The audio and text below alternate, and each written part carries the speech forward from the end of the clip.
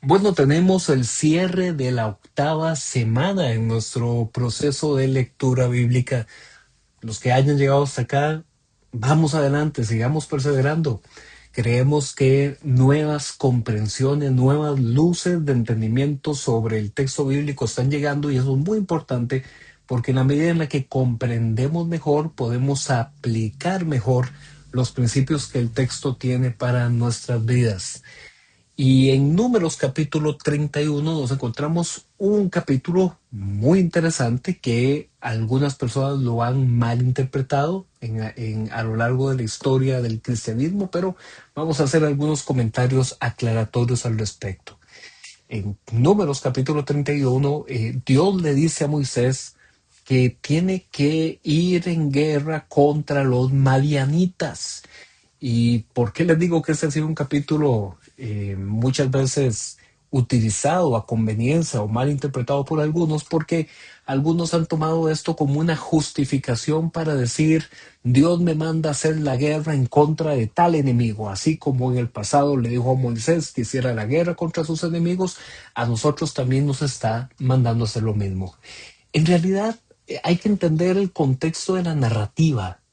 Esta narrativa es una respuesta a lo que los madianitas le habían hecho al pueblo. Por eso es que ahora hay una consecuencia. No fue una guerra antojadiza hecha por un colerón del momento, sino que fue la respuesta a que estos madianitas eran el enemigo del pueblo de Dios y además estos fueron los que en capítulos anteriores, desde el capítulo 25, venimos viendo esta historia, ellos se opusieron a dejar que los israelitas pasaran por su tierra y además fueron quienes, estos madianitas, fueron a buscar a Balaam, el profeta, para maldecir al pueblo. Así es que esto no es una guerra antojadiza, en realidad es una respuesta contra estos enemigos por las maldades que le habían hecho al pueblo de Israel. Con un ejército de 12,000 soldados, es decir, 1,000 varones de guerra por cada una de las tribus, los israelitas lograron derrotar a los reyes madianitas, incluidos dentro de estos a Balán.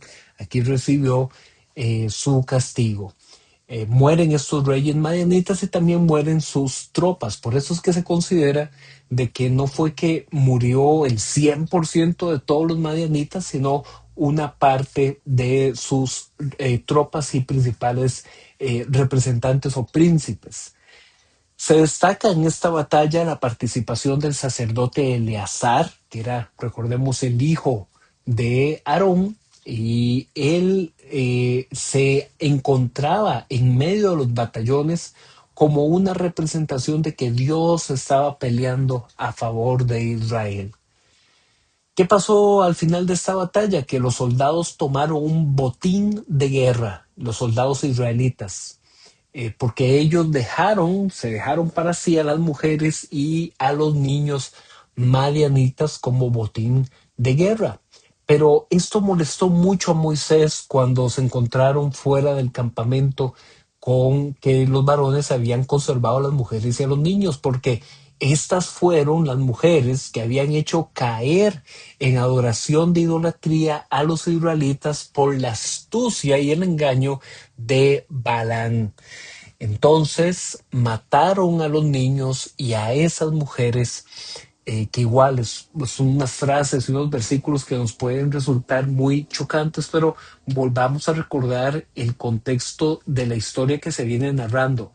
Estas mujeres fueron las que condujeron al pueblo de Israel a la idolatría. Por eso reciben este castigo. Y el tema de los niños es porque los niños, si se quedaban como criados, como siervos de los israelitas en el futuro, podían ser objeto de organizarse para ir en contra de los israelitas o incluso también podían reclamar parte de la tierra prometida. Entonces Moisés es el que ordena esta matanza, pero se podía conservar con vida a las mujeres vírgenes. ¿Por qué se hace este hincapié en eso de que eran vírgenes?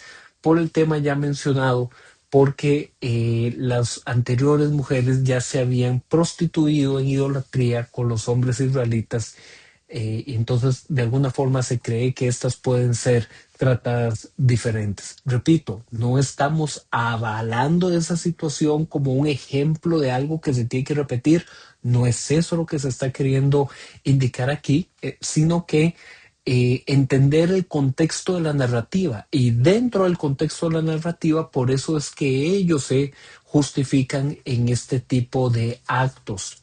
Pero eso es una cultura lejana, es una historia lejana, es una narrativa dentro de ese mismo contexto. Para nosotros, cristianos del siglo XXI, bajo el nuevo pacto del Nuevo Testamento, bajo Jesús, ya esos principios no son para nosotros, no estamos llamados a hacer la guerra ni tampoco a discriminar a nadie. El capítulo cierra con la descripción de cómo fue que hicieron la repartición del botín de guerra, tanto de estas mujeres vírgenes como los animales entre los soldados, y cómo estos presentaron una ofrenda directamente a los levitas.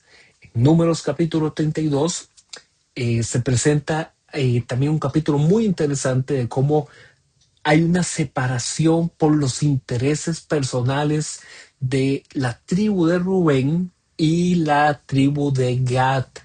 ¿Por qué ellos velaban por sus propios intereses? Porque ellos le pidieron a Moisés quedarse en esos terrenos de los que ellos acaban de conquistar, porque acaban de vencer a estos madianitas, acaban de derrotar a los reyes madianitas, incluso habían tomado botín de guerra. Entonces de pronto esas tribus de Rubén y de Gad, ellos vieron que estos terrenos que estaban al otro lado del río Jordán, es decir, al este del río Jordán, eran muy buenos terrenos para que ellos pudieran ser pastores, tener rebaños, tener ganados. Era una zona propicia para mantener y a esos rebaños y hacerse ellos pastores. Y entonces ellos le dicen, Moisés, Moisés, vea, sí, sí, yo sé que hay una tierra prometida, pero para nosotros esta tierra no sirve, a este otro lado de el Jordán. Eh, pero bueno, a Moisés al principio esto no le parece una buena idea, porque Moisés no quiere que el pueblo se divida, se fraccione, y él no quiere aceptar esta petición porque con eso debilitaría al pueblo, a dejar que las otras tribus sean las que vayan a luchar con un menor respaldo.